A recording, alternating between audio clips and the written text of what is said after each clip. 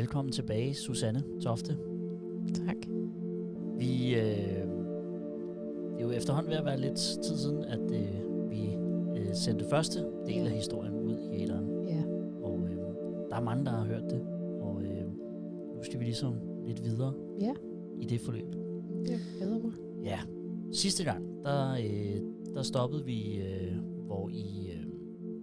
jeg kan lige sige, hvis nu man tænker, man lytter til det her og tænker, har der været en del 1? Ja, det har der. Ja. Den ligger der også. Det er en god idé at høre den først. Det er det. Inden man lytter videre her. Ja. Og sidste gang, der var vi, som sagt, du var ankommet til Dannerhuset. Ja, jeg tror faktisk ikke, at det sidste, det var, at jeg siger ja til min mor, da hun siger, at det nu. Ja. Så kommer hende og min fætter og henter mig, og vi kører ind til Dannerhuset. Jeg har dagen igennem, min eksmand er taget på arbejde der, og har så i dagen igennem ude i den yngstes klapvogn gemt et sæt tøj til hver af børnene og jeg. Og har gemt det i klapvognen netop for, hvis han skulle komme hjem og ikke opdage det. Så vi står så inde og bliver sat af inde ved Dannerhuset, min mor og jeg og børnene, til en lukket dør, da de lukker klokken. Jeg tror på det tidspunkt mener jeg, at de lukkede klokken 10 eller sådan noget, lignende, vi har været der med måske ved 11-tiden eller noget. Om aftenen. Ja. Ja. Min eksmand, han arbejder på det tidspunkt om natten nemlig. Så vi går lidt rundt. Der er et vagttelefonnummer, som vi prøver at ringe til, men kan ikke blive lukket ind før næste dag, tror jeg det er, eller et eller andet. Og så vi ender med at gå lidt rundt på må og få, og min mor har heldigvis gjort lidt forarbejde, så hun har også et andet nummer, hun kan ringe til. Og vi får at vide, at vi skal tage til den nærmeste politistation. Men da jeg på daværende tidspunkt boede i Ishøj, så skulle vi til Albertslund politikreds derud til politistationen derude. Og det er ikke så nemt, når klokken den er omkring midnat med 3 små børn, som er ved at være godt trætte og har revet deres liv op med rodet også, og vi går der ængstlige for, hvad nu hvis vi bliver opdaget og ser inde i København eller et eller andet. Ja, fordi I er fysisk i København på det her tidspunkt. Ja. Vi står jo inde ved Dannerhuset, som ligger i Nansensgade inde ved Vesterport station, ikke så langt derfra. Og min eksmand, som på daværende tidspunkt kørte som taxichauffør, kørte ind i København. Så vi var sådan lidt frygtsomme for det. Så det ender med, at efter vi har prøvet, hvad vi nu kunne for at få indlogeret mig et sted, der var også noget sted her i Hvidovre, men på grund af, at jeg kom med 3 børn, så det havde de ikke plads til. Så der fik jeg at vide, at det kunne de desværre ikke tage imod mig. Så det ender med, at vi tager hjem til min mor. Og vi er selvfølgelig begge to ængstelige for, at han skal dukke op, eller han skal få overtalt mig til at komme tilbage, eller et eller andet, der har lykkedes ham før. Og allerede næste dag, der kommer der også en masse beskeder og opkald fra ham, og jeg taler med ham i telefonen på et tidspunkt også, men der er han simpelthen et sted, hvor han svinger frem og tilbage med at love god bedring, og han skal nok gå til noget terapi, og han skal nok forbedre sig og gøre det helt godt til at true mig og med alt muligt og sådan nogle ting der. Så han svinger frem og tilbage hele tiden, så det også til sidst, der får jeg så lagt rør på, og min mor er jo selvfølgelig ængstelig for, at jeg skal blive overtalt til at komme hjem, og det var jeg også selv. Men det lykkedes at holde stand, og det lykkedes min mor at få en aftale i stand også med Dannerhuset. Inden vi lige går videre, ja. Fordi der er noget, der, altså, når nu man kender historien omkring den vold, og det, der har været foregået tidligere det her, så tænker jeg, og jeg tror ikke, jeg er den eneste, der sådan tænker, hvordan kan man altså være nervøs for rent faktisk at blive overtalt til at komme retur i det? Det kunne jeg faktisk godt tænke mig lige sådan, og kan du sætte nogle ord på, hvad er det, der går igennem hovedet på dig der, i forhold til den frygt? Jamen altså, han er jo ekstremt manipulerende.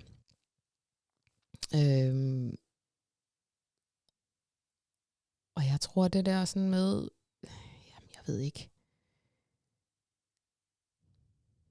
Der er mange ting på spil i forhold til det her med at blive overtalt. Altså den første gang, hvor jeg sådan var prøvet at gå fra ham, og overtale han mig jo ved at love, at han nok skulle gå til lægen og få noget behandling og sådan nogle ting. Og det skete ikke.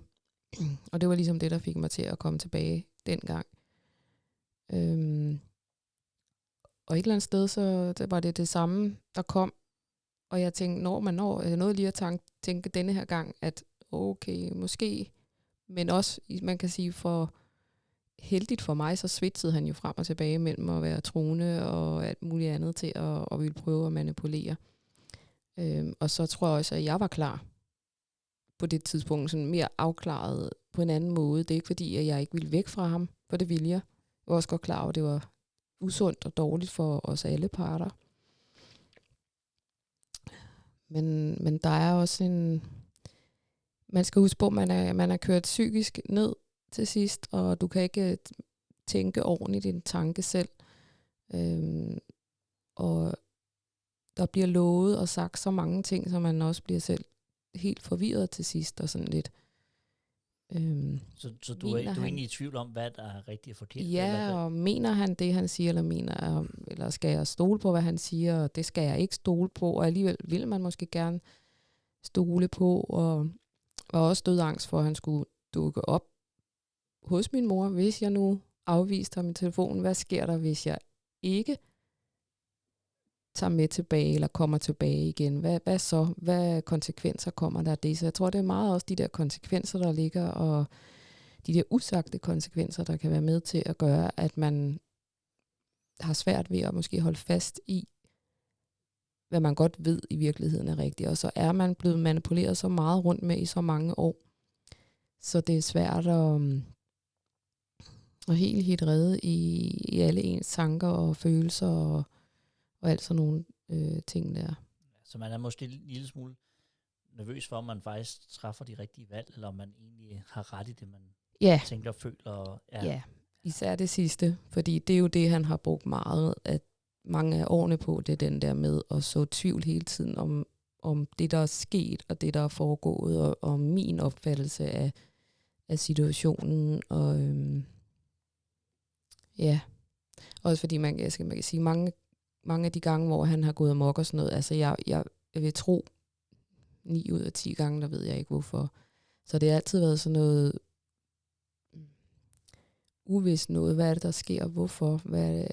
Hvad har jeg gjort? Og hvad har jeg gjort noget? Så du er faktisk mange gange også blevet i tvivl om du i virkeligheden har gjort noget? Altså selvom du ikke har gjort noget? Ja. Det er jo også vildt. Ja, også fordi nogle gange så fik jeg at vide, at jeg havde gjort noget måske, eller han var i hvert fald vred på mig, men der var ikke noget sådan, der kom ikke noget konkret. Det har været meget få gange, der sådan har kommet noget konkret til, hvad han var sur over. Så meget det her sådan med, hvad, og så har han jo også truet undervejs med, altså hvis jeg gik fra ham, så skulle han nok få taget børnene fra mig, og han havde noget på mig, så han skulle nok sørge for, at jeg aldrig ville have noget med børnene igen at gøre og sådan nogle ting. Så det ligger jo også og snurrer rundt i bag, så der er jo mange af de ting, der har været sket og gjort, og sådan nogle ting i årenes løb, der ligger og kører rundt i ens tanker, samtidig med, at man sidder og prøver at bevare roen og tænke, han kan ikke gøre noget. Jeg skal videre herfra, jeg skal væk. Og så samtidig angsten for, hvad nu hvis der alligevel han kan noget, eller hvad nu hvis han dukker op, og hvis han dukker op, hvad sker der så? Så det er jo sådan nogle af de der katastrofetanker, der også kan ske. Jamen, hvad så hvis han gør det, og hvad så med min mor? Og min mor var sådan, så stiller jeg mig i vejen, og han får ikke lov til at komme forbi og tænke, jamen, så banker han måske min mor, eller hvad hvis han tager børnene på armen? Altså, der er jo mange ting, der kan gøre, at man bliver, skal man sige, overtalt. Så det er lettere egentlig bare at blive i det, end at tage det der vej ud? Ja. Altså, jeg tror, der er den angsten, der kan ligge i det, og så er der også det her med, at man bliver kørt psykisk ned, når man er i sådan et forhold. Så du formår ikke længere at tænke en tanke på den måde. Altså det er ren overlevelse, man kører på, så man det er bare at komme igennem dagen på bedst mulig måde, uden at der er for mange konflikter og for meget ballade og for meget smiden rundt med tingene og råben og skrigen og troen og sådan nogle ting, mens man er i det. Så på den måde, så min redning der, det var i hvert fald nok, at han begyndte han gik fra at være meget, meget hjemme. Selvom han ikke var til stede, så var han derhjemme, til at være mindre hjemme. Og der begyndte jeg at føle, at jeg rent faktisk kunne tænke igen selv. Ja, så du fik egentlig lidt luft. Altså det er jo lidt ligesom at blive trukket ned under vandet, ikke? Ja. Man kan jo ikke rigtig gøre så meget en kæmpe for bare at holde sig op, ikke? Ja, præcis. Ja. Men det gør det jo så også bare endnu mere imponerende, at du så har fået kæmpet dig ud af det på det niveau, ikke? Ja.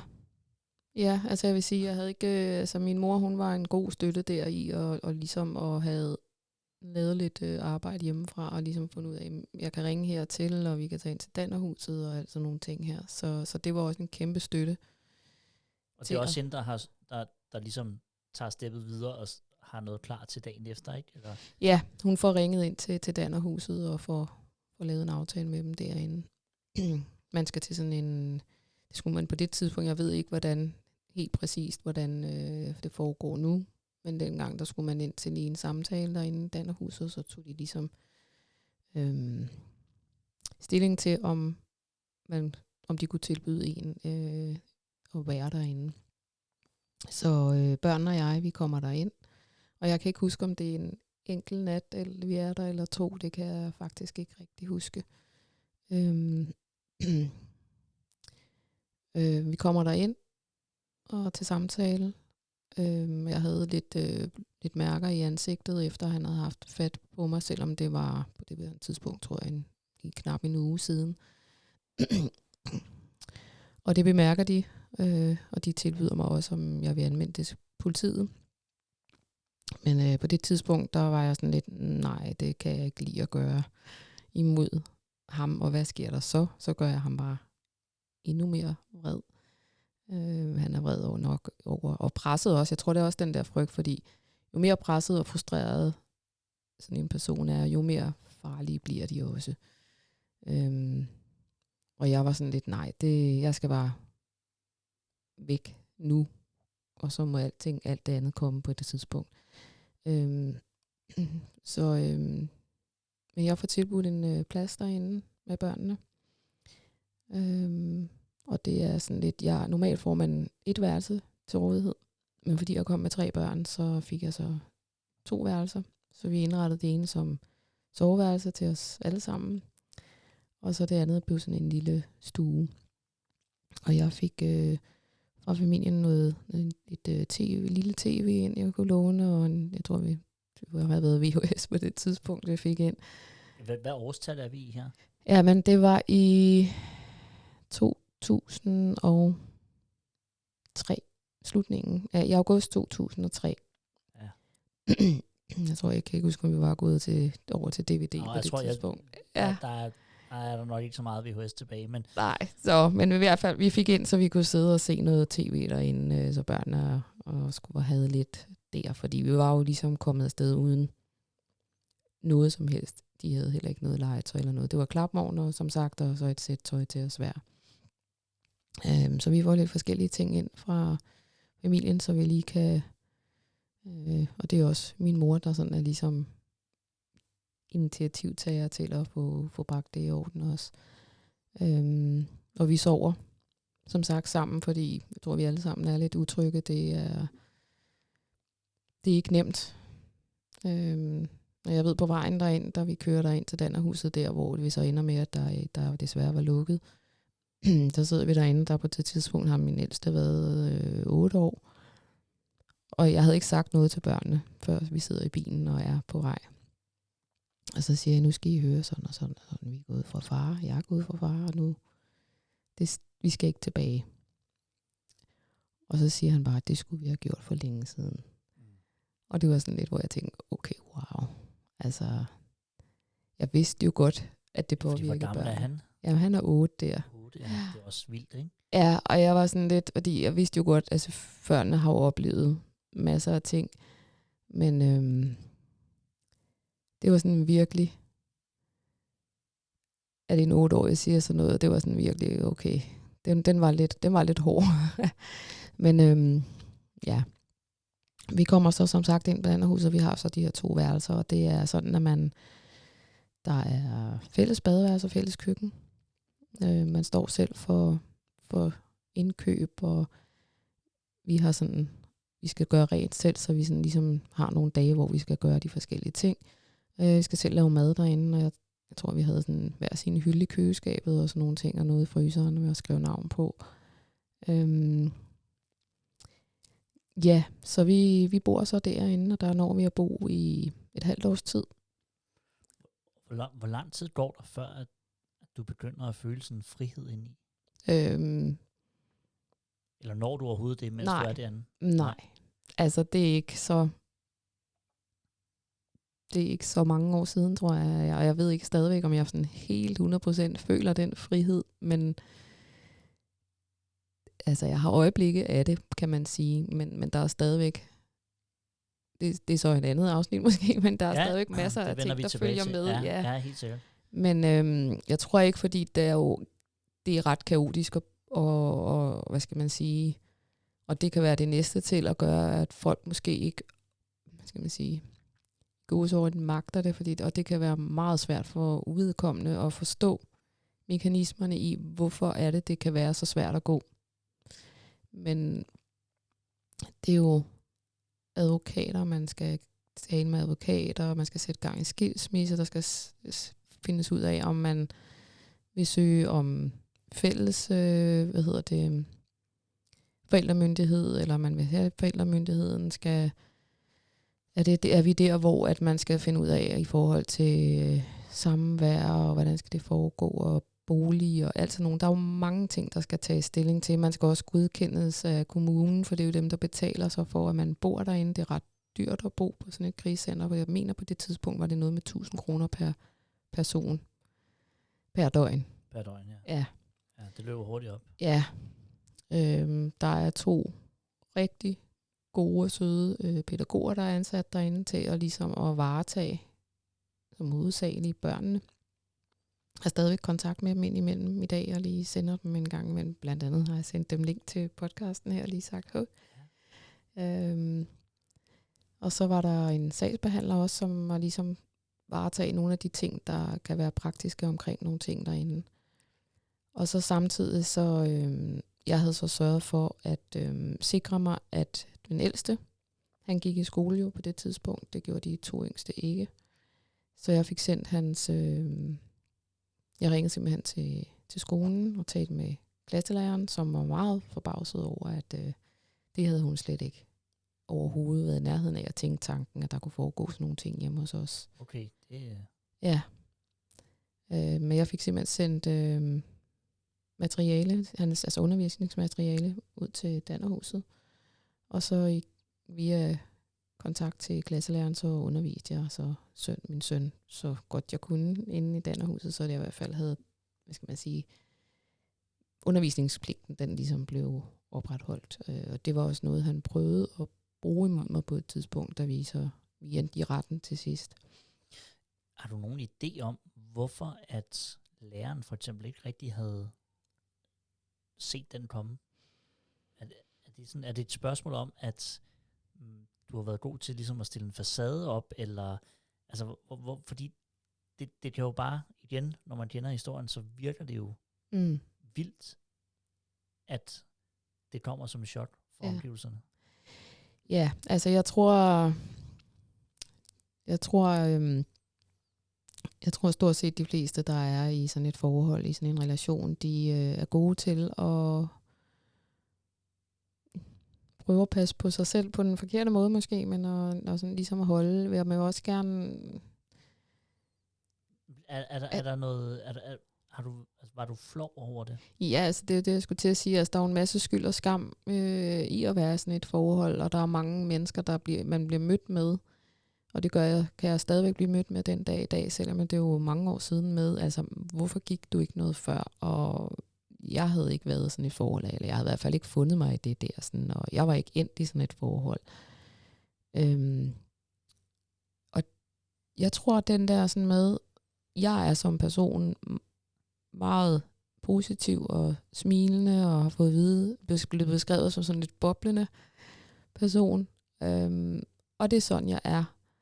Og det tror jeg, at jeg tror næsten, jo værre jeg har det måske, eller sådan lidt, jo mere kan jeg sætte denne her sådan person op, facade op.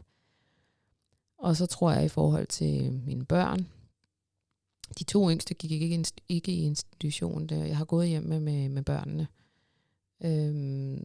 Og den ældste gik jo som sagt så i skole, men jeg tror også, at jeg tror, at børn er gode til at ligesom at tænke og tage den på sig. Tage et ansvar, også et medansvar, eller hvad man skal sige, det er også at tænke. Og også noget skyld og skam. Og noget, de er godt klar over nok, at der er noget forkert her, uden at de 100% ved det, men det er ikke noget, de sådan taler op om. Og slet ikke i den alder. Nej. Og jeg tror, jo ældre de bliver børn, jo mere forstår de måske også mere i, at det her, det er... altså, der er jo ikke nogen, der vil være anderledes end andre. Og slet ikke børn. De vil gerne blende ind. Og sådan ligger det jo grundlæggende i alle folk, stort set jo. Så jeg tror, den der sådan med at have en eller anden ubevidst bevidsthed om, at man er anderledes her, det har man ikke lyst til at stikke ud. Og hvad nu, hvis bliver man så mobbet af de andre, eller hvad sker der, eller et eller andet. Eller måske gør jeg far sur, fordi han har jo også, været truende over for dem, og kastet ting efter dem, og kaldt dem alt mulige ting, og givet dem skylden for, at det her, det sker, fordi at I græder, eller fordi at I går opfører ordentligt, eller bare irriterende, eller hvad nu han har kunnet sige, ikke? Det er også nogle vilde, altså der er frygt, skyld og skam. Det er nogle ret markante barrierer, man skal ud over, ikke? Jo. Møder du stadig den her med, at det havde jeg aldrig fundet mig i, eller den møder du stadig? Ja. Det slår stop. Ja. Altså et eller andet sted, fordi jeg tror, hvis man har været i det, hvis ikke man har været i det, så ved man ikke, om man nogensinde ville kunne være i det. Så er der ingen grund til at hæve sig selv. Nej, også fordi jeg tror, vi alle sammen har en idé om, hvordan vi vil agere i visse situationer. Men det er situationer, man aldrig har været i. Så man ved reelt ikke, og man taler ikke kun om at ende i et voldeligt forhold. Det er andre ting i det hele taget, hvad der nu sker. Så ved man reelt ikke, hvordan man vil reagere i selve situationen, når man først bliver udsat for den situation. Nej. Jeg ville da ønske, hvis jeg så en drukne, at jeg bare hoppede i vandet og reddede personen. Ja. Men reelt set ved jeg jo faktisk ikke, om jeg tør, når det kommer til stykket, vel? Nej. Altså. Nej. Man kan have masser af idéer og fantasier om det. Og vil jeg så også sige, altså, jeg var jo altså kun 19 på det tidspunkt, da vi mødte hinanden, altså. Og jeg tænker også, jeg havde ikke den store erfaring heller i forhold eller noget. Ikke dermed sige, at hvis man er en voksen moden kvinde, at det ikke kan ske, for det kan det sagtens, fordi de er mester i at manipulere, og jeg tror, de er mester i at udse sig, hvem de kan, eller hvordan de i hvert fald skal manipulere. Jeg tror, det er forskelligt, hvordan de ved sådan, bare helt instinktivt, tror jeg, de ved, hvordan skal jeg tilgå denne her person på den ene eller den anden måde for at fange ind. Så ja, altså det kan ske for alle, så man skal ikke, nej. Jeg tror også, der er det der med det forkerte tidspunkt på det forkerte sted. Ja. Altså et eller andet sted, at vi har bølger i livet, hvor det går op og ned, og møder du den forkerte person på det forkerte tidspunkt, så kan det jo gå galt. Ja. Ja, altså. Ja, det er absolut også det, ja. Altså jeg tror, der er mange mekanismer, der er i, og der er jo også stadigvæk, der er jo skrevet bøger om Danner var ledes, og forskning sikkert også, og der er jo også en i Dannerhuset, hvor man også, jamen det der, det, altså da jeg gik fra min eksmand, der kom jeg i et forløb inde i Mødrehjælpen, og det var sådan noget, hvor vi sådan ligesom gik de forskellige voldsformer igennem og talte om og sådan noget ting, og der må jeg indrømme, altså jeg vidste jo godt, han slog, og han havde kastet ting efter mig, og andre ting, han har ydmyget mig med. Men da jeg sad derinde til det der, sådan noget, vi var sådan en gruppe af kvinder, der havde været udsat for på forskellige måder vold. Om det var fysisk, eller psykisk, eller materiel, eller hvad det er, for der findes jo flere forskellige voldsformer. Og jeg blev meget forbavset, fordi der var flere steder, hvor jeg kunne sætte kryds ved og sige, okay, det her har jeg også blevet udsat for. Det vidste jeg faktisk ikke hørte ind under vold. Så det blev jeg lidt forbavset over. Og det, for mig var det... min eksmand har jo altid sagt til mig, jamen han havde aldrig givet mig et blåt øje, så han mente jo ikke, at han var voldelig. Nej, det er sådan set også rigtigt. Men så har jeg haft blå mærker og blodudtrækninger og alt muligt andet andre steder, og han har udsat mig for en masse andre ting, hævet hår ud og ude på mig og sådan nogle ting, og sådan noget derinde i den første podcast, vi har lavet. Så ja, så altså, men ja, du spurgte det her sådan med Dannerhuset. Ja. Jeg kan ikke huske, hvad det var, du spurgte, men der er kaos derinde, fordi der er mange ting, man skal forholde sig til. Det er hele det der første forløb, tror jeg bare, som måske også er meget godt at få sat nogle ord på, hvordan det kaos er, hvordan det er at lande i det, samtidig med, du lander ned i kaos, samtidig har du kaos op i dit hoved med dit liv, ikke? Altså, hvordan navigerede du i det der? Ja, nu tror du spurgte omkring det her med, om jeg sådan ligesom var landet et trygt sted nu, eller hvor tingene var hvor du begyndte at føle dig fri. Ja, præcis. Og jeg tror, sådan lige nu her i dag, der tror jeg sådan mest ja, og så kan man så sige, så er der andre ting, jeg ikke er fri på, men det er noget, vi kan tale ind på et andet tidspunkt, tænker jeg. Men selve det, der er stået inde i Dannerhuset, det er, man står med 3 børn, som også er kriseramt, er revet væk fra deres hjem, deres værelse, deres legetøj, deres tøj for den sags skyld også, deres venner, deres omgangskreds, deres skole. Så dem skal man også tage sig af på, og man er selv kriseramt og kørt ned. Så man skal også, og samtidig så skal du forholde dig til, at børnene skal til nogle samtaler med pædagogerne, der er derinde. Jeg skal selv til samtale med sagsbehandler. Finde en advokat, som jeg også skal have samtaler med. Der skal udfyldes en masse papir. Der skal også en masse op til kommunen. Hvordan navigerede du i det der?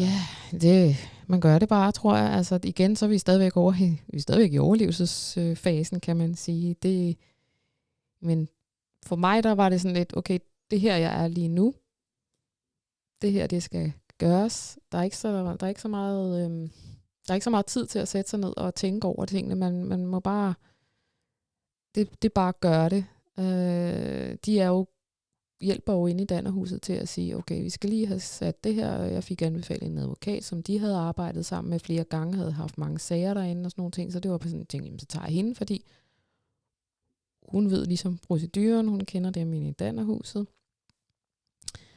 Og så bliver der jo sat i gang her for det denne, i min situation, der blev der sat gang i noget. Jeg skulle så skrive også til statsforvaltningen, så der var en masse papir der også i at udlægge min side af sagen.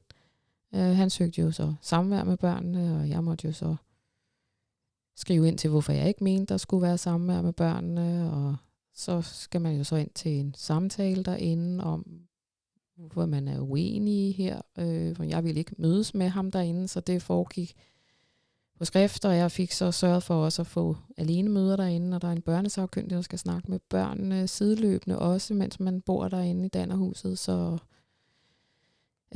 Og de skal vurdere, skal der være samvær, skal der ikke være samvær, hvis der skal være samvær, hvordan skal det foregå her i vores situation, der blev overvåget samvær, og kommer samtidig så også i retten, hvor jeg skal så med advokat argumentere for, hvorfor jeg vil have skilsmisse. Jeg havde på det tidspunkt også sagt, at jeg ville have boligen også, så jeg havde ligesom et sted. Og det var ikke fordi, jeg havde specielt lyst til at skulle vende tilbage til, hvor vi boede før, men jeg stod også med 3 børn, som jeg ikke følte, at jeg blev nødt til også at sikre mig, at de ligesom havde et sted, at de kunne være, når vi kunne ikke bo inde på Dannerhuset i al evighed. Så der er mange bolde, der skal i luften, og jeg tror bare,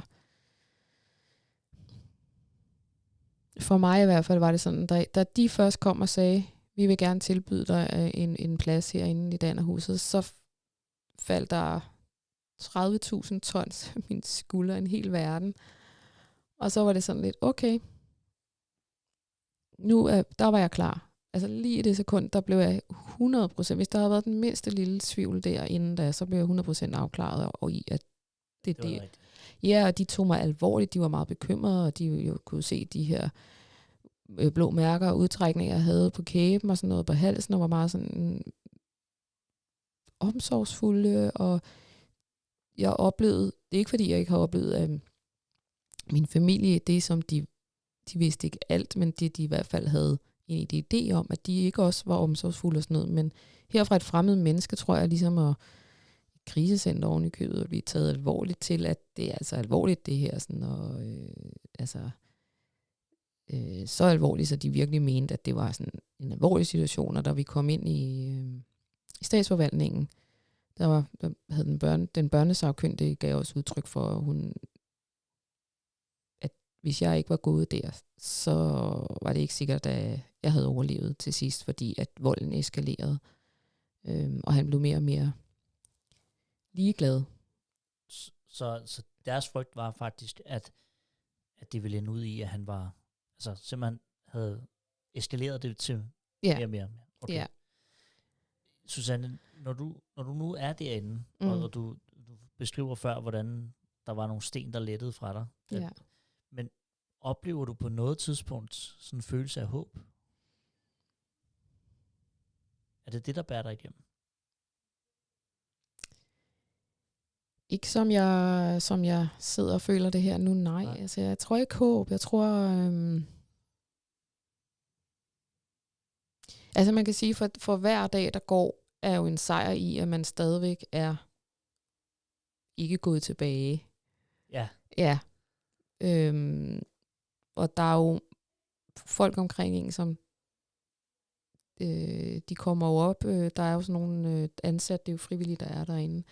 Kommer op og lige kigger til en, og lige, hvordan har du det i dag, og sådan lidt. Så der er også nogen, der ligesom hele tiden er opmærksomme på en selv, og man møder andre. I starten, der boede jeg derinde, der var der kun én, tror jeg, der boede derinde.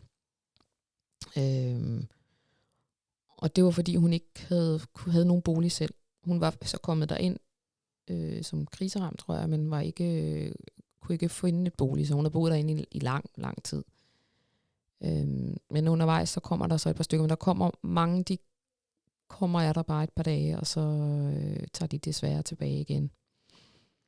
Jeg tror, mens jeg var derinde, jeg var den eneste, jeg var den eneste, der boede der et halvt år, og jeg var ud over hende den anden, som jeg lige husker det.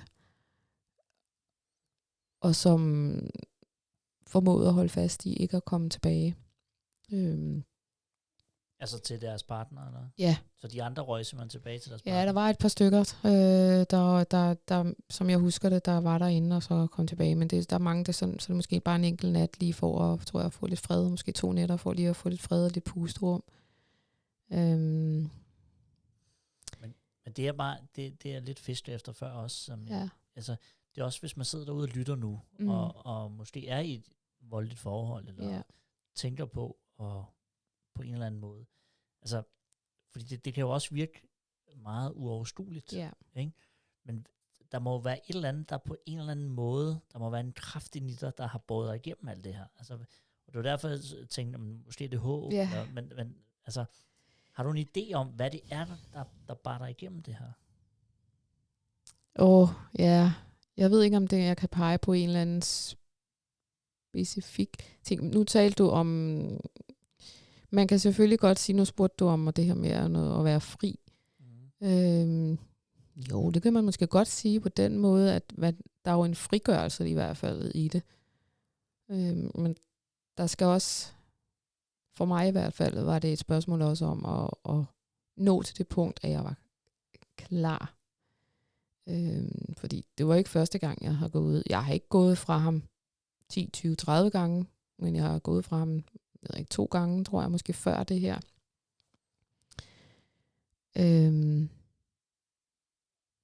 Men jeg blev mere og mere klar.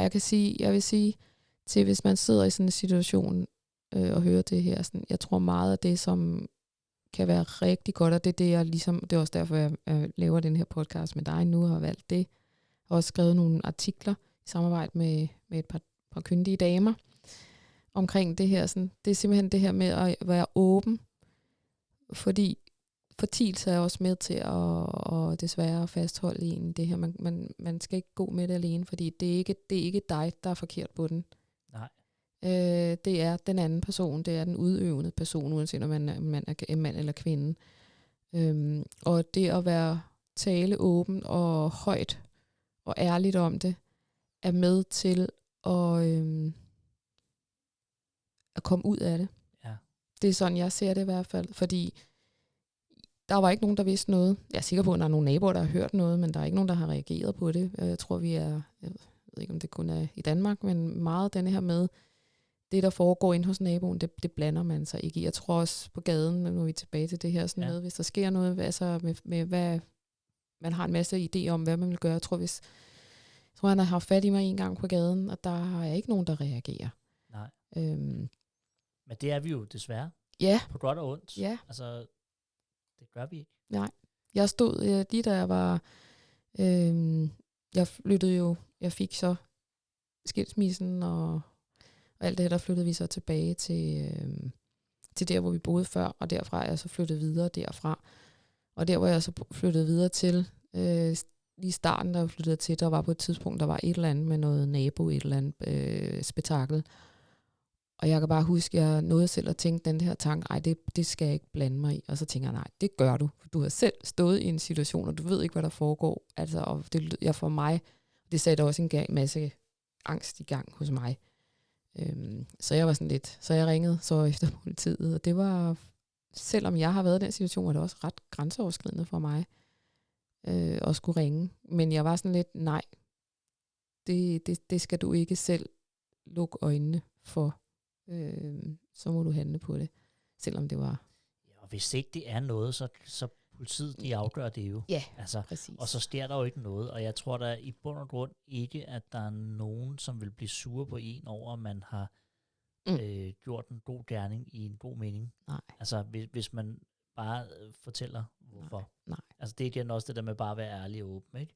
Jo. Men jeg tror også, og det er jo også derfor, at det er vigtigt at sige til folk, som ikke har været i det her, at når folk så snakker åbent om det, for jeg er faktisk enig med dig, altså det er virkelig vigtigt at tale åbent om det, men lad nu være med at møde folk med de der fordomme. Ja, altså, absolut. Det er det, der er med til at gøre, at man ikke åbner sig. Ja, man kan sige, der er jo den der sådan med, altså, prøv at gå i den andens sko en mil, eller hvordan, jeg kan ikke huske, hvordan det ordsprog er, men ja, jeg kan faktisk walk a mile in another one's shoes. Altså, du ved ingenting, før du selv har været i situationen. Nej. Altså, og sådan er det med alt. Det er uanset, hvad det er. Så ja. Så der er mange ting, når man skal ikke lade sig afskrække af, at der er mange bolde, der skal være i luften, inden hvis man tager ind på et krisecenter. Jeg kan af hjertet kun anbefale Dannerhuset. De har været så gode derinde, og de er så søde og omsorgsfulde og kærlige. Og de hjælper. Og der, efter jeg boede derinde, er der kommet mange flere bedre tiltag. Jeg ved, så vidt jeg ved, har de også fået noget psykolog derinde. Det var der ikke, da jeg boede derinde. Jeg fik meget hurtigt sådan at vide, at pædagogerne derinde, de mente, at jeg havde en PTSD, og at måske havde mine børn også. De havde i hvert fald nogle skræmmende oplevelser med sig i bagagen. Og prøvede at få det i stand med Ishøj Kommune på daværende tidspunkt. med noget psykologhjælp. Det dukkede desværre aldrig op, fordi der blev en masse ballade med kommunen i forhold til, at jeg havde blandt andet søgt om at få en anden bolig, så vi ikke skulle tilbage til den bolig, så jeg havde bedt om de kunne hjælpe mig med at finde en anden bolig. Men de fandt en bolig sådan 100 meter væk fra, hvor vi havde boet før. Og på derværende tidspunkt havde jeg fundet ud af, at min eksmand, jeg kan ikke huske, om man havde fået, eller ville gerne have søgt om at få, fordi det er jo sådan, når man bliver skilt i dag, så kan forældrene få boliger sådan, på en eller anden måde kan de få boliger tæt på hinanden, så der ikke børn ikke skal rejse land og rige rundt for at besøge den anden forælder. Så ved at sige det, at han havde samvær med børnene, og det havde han ikke på derværende tidspunkt, så fik han en bolig i nærheden. Altså bare ved at sige det? Ja, altså igen manipulation, og der var jo også en masse manipulation, da vi var inde i statsforvaltningen med dem, der overvågede samværet, hvor han, hvis jeg lige skal afrunde det andet, altså jeg sagde nej til en bolig. Den her bolig med 100 meters afstand fra, hvor vi havde boet før, det var i nærområdet, samme område, han havde fået en bolig. Og derfor blev jeg så smidt ud af den af huset, fordi jeg så havde sagt nej til den bolig. Og en anden episode, det var, at de ville have, at jeg skulle sende den ældste i skole, så han kunne komme i skole. Og på det tidspunkt vidste jeg, at min eksmand havde opsøgt skolen, og han havde opsøgt klassekammerater. Og han havde været over hos en veninde, jeg havde, hvor min søn gik i klasse med hendes søn. Også, så jeg nægtede, og de ville have, at jeg skulle tage fra Dannerhuset til Ishøj hver morgen og aflevere ham i skole. Og så skulle de 2 yngste, som ikke på det tidspunkt havde været i institution før, de skulle i institution. Og jeg havde så sagt, men jeg havde afvist det, sagt, det synes jeg er en dårlig idé. Jeg underviser ham her. Han skal ikke ned på en skole, hvor han er nervøs for at være, bange for at være. Hans far var allerede bange for, at hans far skulle komme og kidnappe ham og alt muligt. Og de 2 yngste havde aldrig været i institution, så jeg mente ikke, at vi stod i så meget kaos, så jeg mente ikke, det ville være sundt for dem at komme lige pludselig ned og også skal forholde sig til en masse andre nye børn og nye voksne og strukturer og alt muligt andet, som de aldrig havde prøvet at være i en institution i før. Og så begyndte den sagsbehandler også at tale om, at så skulle de måske tvangsfjerne børnene, fordi hun mente ikke, at jeg gjorde det for det, der var det bedste for børnene. Så der røg jeg også en masse der, så der havde jeg så heldigvis Dannerhuset inden over der, til at ligesom at sige, det er en god mor, vi har her. Så, men det krævede også igen en masse ressourcer i en krisesituation. Der har været mange kampe. Ja, ikke? Jo. Ja. Og så var der så inde i statsforvaltningen, hvor at, der så blev overvåget samvær til at starte med. Den yngste ville ikke ind til samværet til at starte med. Og til at den første gang jeg kommer ind til samværet, jeg havde taget min mor med til ligesom at være en støtte for mig. Vi kommer ind i venteværelset, og jeg ved ingenting. Jeg havde ingenting fået at vide om, hvordan det kan foregå.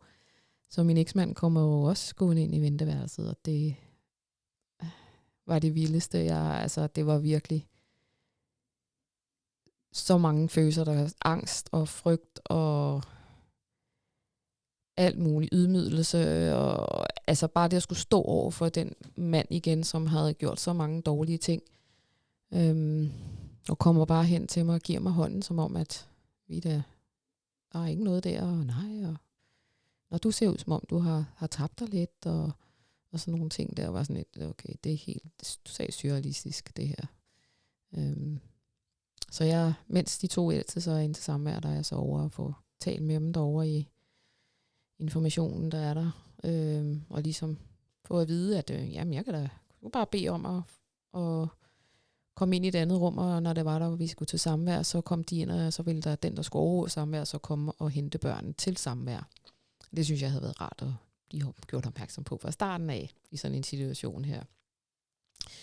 Så næste gang vi er der er det så sådan, det foregår. Men som sagt er han jo god til at manipulere, så de få gange, der vi når at have overvåget samvær, der formår han at få taget den mellemste dreng op på armen og få ham til at udpege, hvor jeg sad i det her rum alene, privat, hvor de havde hentet børnene for netop, at jeg ikke skulle konfronteres med ham. Og da han så kommer ind, så siger jeg så til ham, at han skal gå. Han kan aflevere børnene derude som aftalt, men han skal ikke komme ind. Men han står stadigvæk med søn på armen og vil gerne ind. Og jeg bliver ved med at sige, at han skal gå, og det ender så også med, at han bliver meget frustreret og sur og irriteret på mig og vred. Og begynder faktisk at råbe om, hvorfor. For jeg havde, på daværende tidspunkt havde jeg så meldt ham til politiet. For der var vi så nået til, da vi havde boet så længe inde på den hus, at vi faktisk var ved at skulle flytte tilbage til den bolig, som vi havde haft sammen. Så han var meget sur over, at jeg havde anmeldt ham til politiet, og hvorfor vi skulle igennem alle de her ting her, og alt sådan noget med, hvorfor jeg ikke ville lade ham se børnene og alt muligt. Så det ender med, at der kommer en og siger, at nu skal han gå. Og på et tidspunkt, der vælger den ældste så også at sige, at han ikke vil være derinde til samvær længere, fordi han synes, at hans far er falsk og underlig. Han sidder af dem på kinden og har slik og kakaomælk med til dem, og han synes, han virker falsk og alt sådan nogle ting. Så han vælger simpelthen ikke at være derind. Og der får han deres far, min eksmand, der så også manipulerer dem til, at hende, der sidder og overvåger, til simpelthen at komme ned med slik og prøver, overtale min søn til at komme ind til så overvåget samvær alligevel, selvom han havde sagt nej. Man skal lige huske på det tidspunkt, at han stadigvæk de der 8-9 år gammel. Så det synes jeg er en meget svær situation at sætte sig det lille barn i. Og skal sidde og sige nej. Han holdt fast i sit nej. Det skal han altså virkelig have. Altså, det er svært, når man er i den alder. Og det ender også med, at min eksmand faktisk forlader, på det tidspunkt var den yngste så gået med til samvær, faktisk forlader de 2 yngste i samværslokalet. Hun havde jo så forladt ham alene med dem i samværslokalet. Det er jo helt absurd, det der. Ja, og han forlader sig på et tidspunkt, så dem kommer ned, hvor hun så står og prøver at overtale ham til at komme med ind, til at også prøve at overtale ham. Så de 2 små er simpelthen alene tilbage i det rum? Ja, og så kommer han så ned til, hvor jeg så sidder sammen med min ældste søn, og hvor hun står og prøver at få ham med ned til samvær, og så kommer han også, og også prøver vi at overtale ham til at komme til samvær. Så da samværet er slut, der sætter jeg, mens samværet, så fortsætter jeg, han siger nej, og de går tilbage. Der får jeg så skrevet et brev til, som jeg går ud og afleverer, inden jeg går i statsforvaltningen, og jeg simpelthen en klage over det. Og han formår også på et tidspunkt at få smuglet en seddel med den mellemste ud til den ældste, for også at prøve at manipulere ham til at skal komme med. Der er vi nået til et tidspunkt, hvor at han skulle være gået over til dagsamvær. Det vil sige, jeg tror det var ved 14. dag eller sådan noget lignende, at han skulle have dem i nogle få timer, og kunne gå en tur i et eller andet sted hen i Zoologisk Have, eller et center, mener jeg, det var på det tidspunkt. Men jeg tager simpelthen fat i den børnesagkyndige og statsforvaltning igen. Fordi mine børn bliver mere og mere dårlige. Navnlig den mellemste bliver mere og mere udreagerende. De vil ikke derind. Det er en daglig kamp, eller ikke en daglig kamp, det er en kamp hver gang vi skal ind til samvær. Jeg har prøvet at ringe derind, og jeg har fået at vide, at der er vi flyttet tilbage på det her tidspunkt til Ishøj. Og jeg har fået at vide, at det er børnene selv, der skal sige fra, hvis de ikke ønsker det her samvær. Så vi tager jo ind, og det ender så med faktisk til sidst, at der bliver så meget uro omkring det her samvær, så meget uro også derinde. De kan ikke rumme at være derinde. Det er simpelthen kaos, når vi er derinde, og de hopper rundt og løber rundt, og jeg ved ikke hvad. Den ældste, han har lukket sig helt inde og vil ikke derind. Så jeg skriver jo som sagt der til at bede dem om at tage det op til revurdering igen, og det gør de. Og jeg er med til den her børnesagkyndige igen. Hun har samtale med børnene, og observerer også selv, hvordan hun havde oplevet dem første gang, inden der var overhovedet samvær, hvordan hun oplever dem nu. Så det ender med, at de afviser enhver form for samvær, og ringer ham simpelthen op og siger, at der er ikke noget samvær. Ja. Så det var sådan, jeg tror sådan overordnet det, der sådan foregår, mens vi er inde i Dannerhuset. Jeg bliver indlogeret i et gamle bolig med en overfaldsalarm, som jeg også får brug for et par gange. fordi han kommer derind? Ja, han kommer og banker på døren, og så har de fået sendt noget post, mit post over til ham af en eller anden årsag. Jeg aner det ikke, hvorfor. Der er en sø der, hvor vi boede. Jeg boede på den ene side af søen, og han havde så fandt jeg ud af en bolig over på den anden side af søen, for han havde skrevet til børnene, hvor han boede henne. Så han kom over og bankede på døren, og det endte også med, at børnene ville ikke ud og lege til sidst. Og vi måtte også sove i samme rum igen, ligesom inde på Dannerhuset, fordi der var simpelthen for meget, meget uro, og frygt og angst for, at så de turde ikke være ude at lege, fordi han havde dukket op på et tidspunkt også, imens de havde været ude at lege, og prøvet at få dem, og fortalt dem, at jeg bor lige herovre, og I kan bare komme på besøg, hvis I havde lyst. Så det endte med, at de ikke ville ud og lege mere. Det er jo helt vildt. Ja. Vi er ved at løbe tør for tid, og vi er jo egentlig også nået dertil, hvor næste gang, så fortsætter vi jo så selvfølgelig historien, hvor I er kommet væk fra, eller ud fra Dannerhuset, ikke? Men en ting, jeg lige vil høre dig om, det er, altså ved du om de der forhold i Statsamtet, hed det jo på det tidspunkt. Ja. Er det blevet bedre i dag, eller kunne sådan noget stadig... Jeg synes, man hører ret meget faktisk negativt omkring Familieretshuset, som det så hedder i dag. Ja, altså jeg vil sige, og det måske næste gang kommer ind og berører det, fordi der er jo ikke helt fred fra min eksmand. Nej, det fornemmer jeg lidt, så det kan vi i hvert fald godt... der kommer jo noget igen omkring statsforvaltningen senere, og der kan man så sige, der står vi lidt i en anden situation, end vi står i første gang, kan man sige. Der er sket noget med noget lovmæssigt og sådan noget på det tidspunkt. Det bliver fantastisk. Det glæder jeg mig også til at dykke ned i. Så, ja. Ja, det er en vanvittig historie, Susanne. Men tak, fordi du vil dele ud af den. Ja. Jeg er sikker på, at der sidder nogen derude, som på en eller anden måde kan få noget gavn ud af det her. Ja, jeg håber, at der er dem, der ikke har været i sådan en situation, får en bedre forståelse for, hvad det er, der det hele omhandler, hvad det er, der sker med en person, der er i sådan et forhold. Og jeg håber, at dem, der